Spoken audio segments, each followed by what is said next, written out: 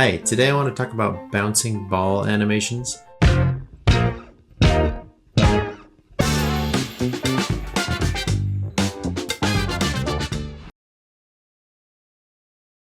Today I'm specifically going to be in the software Autodesk Maya, but these principles apply to any software. And I'm going to go over a bunch of the anatomy of a bouncing ball, and if you follow these directions, then it'll greatly improve your bouncing ball assignments. I've worked with several students in the past, and there's probably a bunch of things in here that you haven't heard before, and if you have, this will be a good refresher if you're in an animation class. So let's just jump into it. So the first thing on a bouncing ball is however long it takes something to go up, what goes up must come down. So however long something takes to go up, it's going to take that same amount of time to go back down. If you throw something in the air and it takes 1 second, it's going to take for it to hit the top of its peak, it's going to take 1 second to come all the way back down. So in animation, timing is counted in frames. And so we'll start on frame 1, and I have my transform control. I'm going to just hit a key, and let's say it takes 10 frames to go up. So on frame 1, so on frame 11, it'll go up however high, and then on frame 21, it'll be back down to 0. And let's just stretch this out so you can see.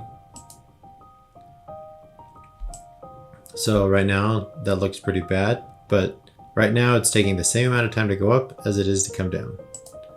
The next thing we're going to do is just check the graph editor here and talk about the spacing. So the timing, this is the timing. It takes 1 second or 10 frames to go up and 10 frames to come down. Now the spacing is how it gets from frame to frame. So here you can see it's slowly easing into going up and easing into this pose, easing out of the pose, and easing back in. That's not what we want.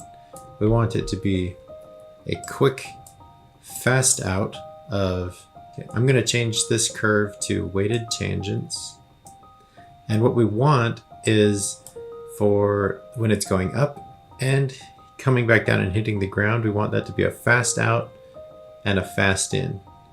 So I'm going to take this and squish those poles off to the side.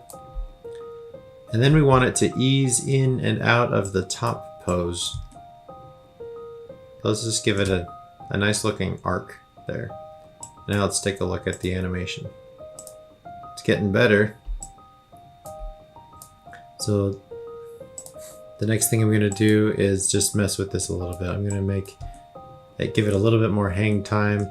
This is going to make the up and down faster because it's going to hold in the air longer. So this is a really fast out, ease into the top, ease out, and a really fast down. So there we've got a ball just bouncing up and down. Okay, let's go look at the curve. So another principle that is consistent with all bouncing balls is this arc, right? So in order to get this arc, not only is it going up the same amount of frames it is coming down, you're also moving forward at a constant rate. So these lines here represent the frame numbers. So I turn on the ball, you can see that it's going up and down and then moving forward at a constant rate. So this frame, it moved forward this 1 unit. Next frame is 1 unit. Next frame is 1 unit. And you can see how that naturally just gives us this spacing in our arc. So if we were to move back over here to Maya and we want it to bounce forward, then we could start back here and at the end move forward. And let's just go look at the graph editor again. And this is going to be easing out and easing in. So that's not what we want. We want it to be constant or linear. So let's change that back to weighted tangents and just make this a straight line. So the forward movement is just a straight line. should give us roughly what we're looking for, right? So let's add a couple more bounces. So the first one was 10 up and 10 down. Let's do the next bounce is 6 up and 6 down. So every bounce it's gonna get smaller, right? So 10 up, 10 down. 1, 2, 3, 4, 5, 6. And just set a key. 1, 2, 3, 4, 5, 6. Set a key.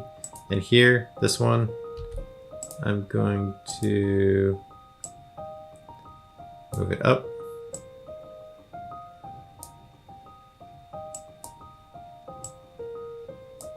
Okay. So now we have two bounces, a 10 frame bounce, or a 20 frame bounce, and a 12 frame bounce. So to keep our principles that we've talked about, we want the forward movement. We're going to delete that key. We want our forward movement to stay linear, right? So move that up till it's a straight line. We want this to be an up, fast down, and I'm going to move these together, give us something like that. And let's just see our two bounces now. Boing, boing. All right, so there is how to get multiple bounces, right? We just have to keep the forward movement, and we have to keep going up the same amount of frames as it takes to go down. Okay, let's look back at my chart here. What if you had a step? Then the up and down is going to be different, right? This one took 1, 2, 3, 4 frames to go up, and then 1, 2, 3 frames to go down. So what we would do here is find where, if you wanted to calculate out the arc, what we would do here is just take this arc and continue it all the way until it reached the floor. And that's the distance that it's going to travel, and you can calculate the arc the same way. So this is the same arc, but you can see that this high point is not in the middle of this contact point and this contact point. It's at the middle of if this one was to go all the way down to the ground. And this is the correct arc still.